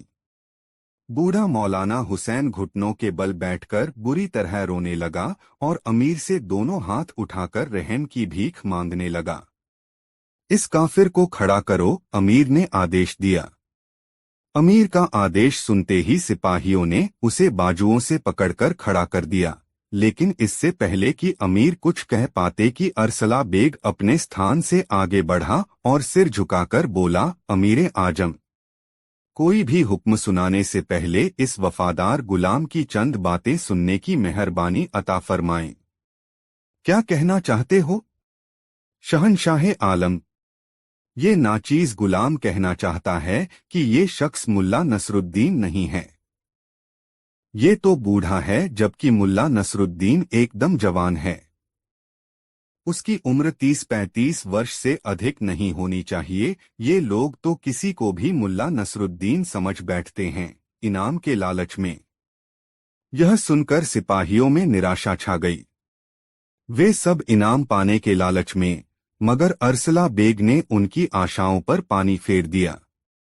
तब बूढ़े ने कांपते स्वर में कहा, मैं अमीर आजम के महल के लिए बगदाद से रवाना हुआ और सीधा यहाँ आ रहा था। रास्ते में मेरी मुलाकात एक अजनबी व्यक्ति से हुई। उसने मुझे बताया कि बुखारा में पहुंचते ही मेरा सिर कलम कर दिया जाएगा। मेरा सिर काट डालने का हुक्म जारी कर दिया गया है। मैंने भय के कारण वेश बदलकर निकल भागने का मन बना लिया। अमीर के चेहरे पर एक अजीब किस्म की मुस्कान उभर आई। ऐसा लगा मानो वह सब कुछ समझ गए हों। अच्छा, तो तुम्हारी मुलाकात एक अजनबी व्यक्ति से हुई और तुमने उसका विश्वास भी कर लिया। यह किस्सा तो बड़ा अजीब है। और हम तुम्हारा सिर भला क्यों कलम करवा लेते? क्योंकि कहा गया था कि मैंने खुलेआम ऐलान किया है कि मैं अमीर आजम के हरम में घुस जाऊंगा। लेकिन खुदा गवाह है मेरे आका, मेरे दिमाग में तो ऐसा विचार आया ही नहीं। मैं तो इतना बूढ़ा व कमजोर हो चुका हूं कि मैंने काफी दिन पहले ही औरतों से अपने संबंध खत्म कर दिए। हमारे हरम में घुस जाओगे? अमीर ने होंठ भींचते हुए कहा। उनके चेहरे के भावों से स्पष्ट था कि बूढ़े पर उनका शक बढ़ता ही जा रहा है। अमीर इस बार फिर गुर्राए, तुम कौन हो और कहां से आए हो? मैं बगदाद का रहने वाला आलिम हकीम मौलाना हुसैन हूं। अमीर आजम के आदेश पर मैं बुखारा आया हूं। तुम मौलाना हुसैन? अमीर ने अत्यधिक आर्थ्य जाहिर किया। तुम्हारा नाम मौलाना हुसैन है? झूठ, एकदम झूठ, सफेद झूठ। ऐ चालबाज बूढ़े, तुझे झूठ बोलते हुए शर्म आनी चाहिए। हुजूर, मैं बिल्कुल सच कह रहा हूं, मैं ही मौलाना हुसैन हूं। तुम बिल्कुल ही झूठ बोलते हो। यह रहा मौलाना हुसैन। इसके साथ ही अमीर ने मुल्ला नसरुद्दीन की ओर संकेत किया। मुल्ला नसरुद्दीन फौरन आगे आ गया। मुल्ला नसरुद्दीन को देखते ही वह बूढ़ा सहमकर पीछे हट गया। फिर एकाएक ही जोर से चीखा, हाँ हाँ, यही है वह आदमी, मेरे आका। इसी ने मुझे सिर कटने व हरम में घुसने वाली बात कही थी। अमीर फौरन मुल्ला नसरुद्दीन की ओर पलटे। यह क्या हो रहा है मौलाना हुसैन? मौलाना हुसैन तो मैं हूँ, यह नंकली है, इसने मेरा नाम चुरा लिया है। बस यही एक बात बूढ़ा मौलाना गलत कह गया। इस एक बात ने मुल्ला नसरुद्दीन के दिमाग की खिड़की दरवाजे खोल दिए। वह फौरन अमीर की ओर पलटकर बोला, अमीरे आजम, मेरी गुस्ताखी माफ हो, लेकिन इसकी बेशर्मी भी वास्तव में हद से गुजर गई है। अभी तो इसने यही कहा है कि मैंने इसका नाम चुरा लिया है। अभी ये कहेगा कि मैंने इसके कपड़े चुरा लिए हैं। हाँ, यह पोशाक भी मेरी है। हाँ, और शायद यह साफा, ये पटका, ये कमरबंद। मेरा ख्याल है कि ये सब चीजें भी आपकी ही हैं, जो कि मैंने चुरा ली हैं। हाँ हाँ, ये सब चीजें मेरी हैं। मुल्ला नसरुद्दीन मुस्कराते हुए अमीर की ओर पलटा, जहांपना, आप खुद ही देख लें कि यह बूढ़ा कितना झूठा और मक्कार है।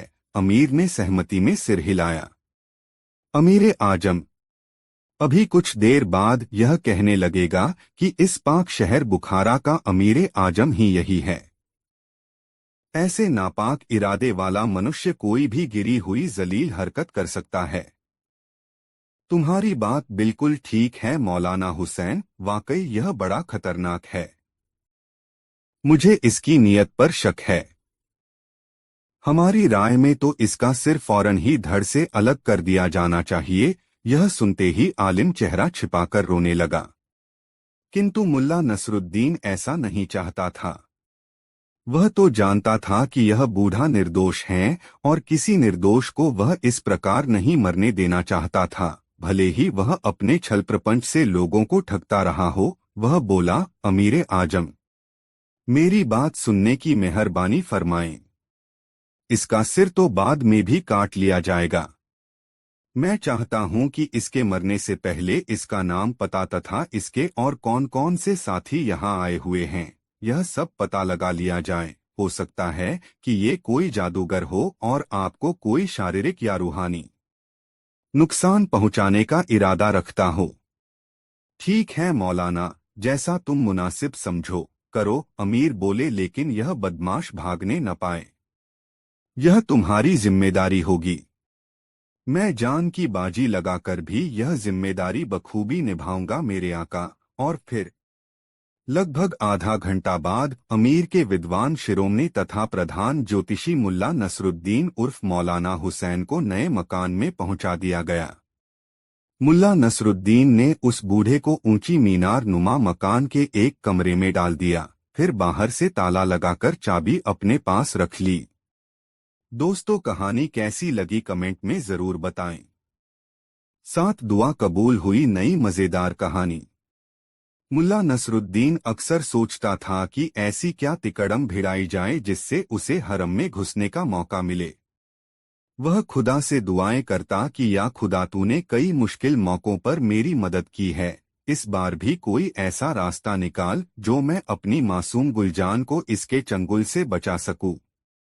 उस बूढ़े बाप की दुआ कबूल कर मेरे अल्लाह, जिसका कलेजा अपनी बेटी के लिए तड़प रहा है। और फिर एक दिन जैसे खुदा ने उसकी दुआ कबूल कर ली। गुमसुम मुल्ला नसरुद्दीन अपने कमरे में बैठा था कि तभी एक सैनिक ने आकर द्वार खटखटाया और अमीर का संदेश दिया कि मौलाना शाही बाग में अमीर के हुजूर में हाजिर हों। मुल्ला नसरुद्दीन तुरंत उनके हुजूर में हाजिर हुए। जाकर देखा, अमीर एक दरख्त के नीचे आराम फरमा रहे थे, लेकिन थे बड़े उदास और गमगीन। मुल्ला नसरुद्दीन ने सलाम अर्ज किया और पूछा, गुस्ताखी माफ हो आलमपना, क्या ये खाकसार जान सकता है कि हुजूर किस गम में डूबे हैं और बंदे को किस सबब से याद किया है?